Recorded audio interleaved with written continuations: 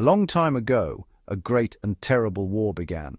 It started in Europe, but soon pulled in countries from all over the world. People called it the Great War. We now call it World War I. This was not just battles in faraway fields. It reached into homes and hearts on every continent. It changed how people lived, what they believed, and the very maps of the world. The war was like a great storm, leaving a different landscape behind. It didn't start from one argument. It grew from dangerous ideas built for years. Think of a dry forest waiting for a spark. When the war broke out in Europe in 1914, most Americans felt it was a distant problem. The United States was separated by the vast Atlantic Ocean. President Woodrow Wilson declared strict neutrality and urged Americans to be impartial in thought and action.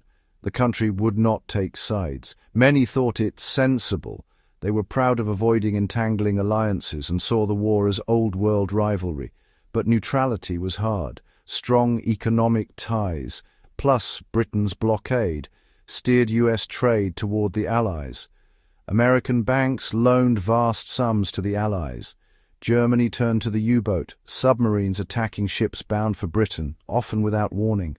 In May 1915, the Lusitania sank. Over 1,000 died, including 128 Americans. Outrage grew, yet Wilson sought peace, protested Germany, and won re-election in 1916. He kept us out of war, but the calm was temporary. Tensions mounted. The pull toward war strengthened. By early 1917, Europe was locked in a bloody stalemate, and Germany grew desperate. Berlin gambled on unrestricted submarine warfare, sink any ship around Britain, a direct challenge to American lives and free seas. Then came the Zimmermann telegram. Germany urging Mexico to ally if the U.S. entered the war. Germany promised help to reclaim Texas, New Mexico, and Arizona. Publications sparked public outcry. For Wilson, this was more than submarines and secrets. He framed it as autocracy versus democracy. He argued America must fight, not for conquest, but for peace and the liberation of peoples. Three factors, unrestricted U-boats, the Zimmermann telegram, and Wilson's ideals, pushed the U.S. over the edge. On April 6, 1917, Congress declared war on Germany. Neutrality was over. The decision reshaped the war's outcome and America's place in the century to come. The period of neutrality was officially over. Section 5. Mobilizing a nation, the American home front. The U.S. faced the enormous task of preparing for modern war. Its army was small, its economy unready. Congress passed the Selective Service Act. Millions registered. Communities sent them off. Camps turned civilians into soldiers. The economy transformed. Car and farm equipment plants retooled for rifles, shells, and airplanes. Agencies set quotas, controlled prices, and allocated scarce steel and rubber. The goal: keep troops supplied, a bridge of ships to Europe. Massive propaganda urged liberty bonds and war work. For every fighter, a woman worker. Herbert Hoover preached, food will win the war, meatless Mondays, wheatless Wednesdays, victory gardens. Everyone was asked to do their part. With men away, women worked in factories, on farms, as nurses and clerks, advancing women's suffrage. The Espionage and Sedition Acts limited free speech. Dissent could be a crime. The result, intense patriotism and suppressed dissent, a complex, contradictory wartime society. Section 6. Over there, American soldiers in the trenches. The U.S. Army needed months to train and cross to a brutal Western front. They formed the American Expeditionary Forces, doughboys, commanded by General John J. Pershing. Pershing insisted Americans fight as a distinct army, not just Allied replacements. Fresh U.S. troops boosted morale. French and British soldiers were exhausted after years of mud, disease, and shells. Inexperienced yet energetic, the Americans helped demoralize a hungry, worn German army.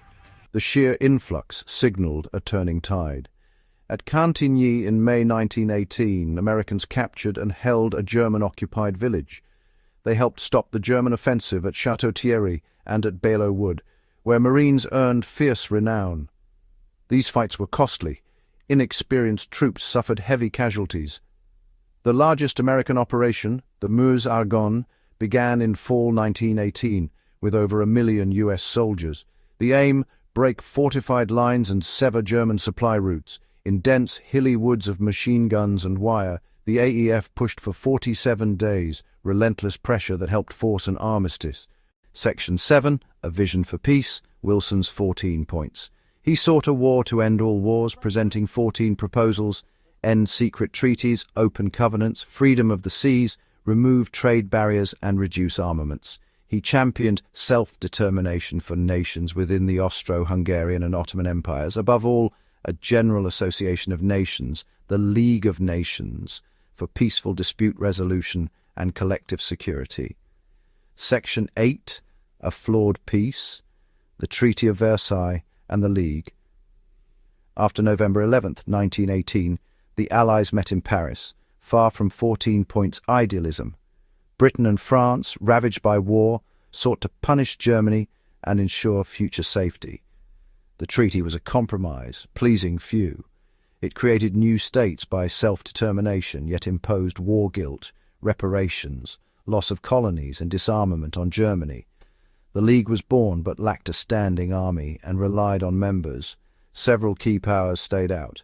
At home, senators led by Henry Cabot Lodge feared entanglement. The Senate rejected the treaty. The US never joined the League. Section 9, Conclusion. America turned away, seeking normalcy and separate peace. Isolationism grew. Without the US, the League